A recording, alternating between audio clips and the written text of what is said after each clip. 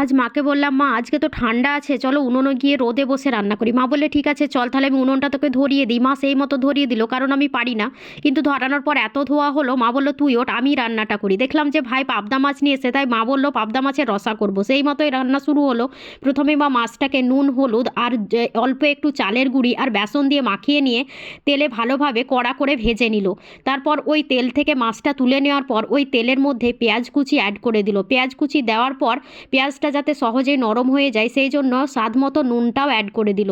নুনটা দেওয়ার পর পেঁয়াজটাকে ভালোভাবে নাড়াচাড়া করে যখন একটু নরম হয়ে এলো তখন ওর মধ্যে দিয়ে দিল পোস্ত আদা রসুন একসঙ্গে বাটা।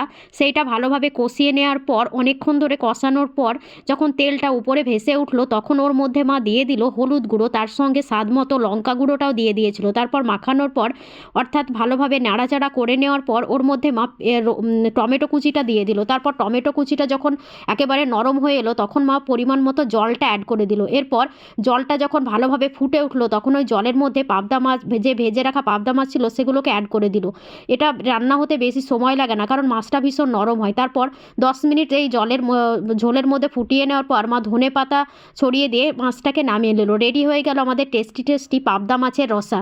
তোমাদের কেমন লাগলো রেসিপিটা অবশ্যই কিন্তু জানাতে ভুলবে না।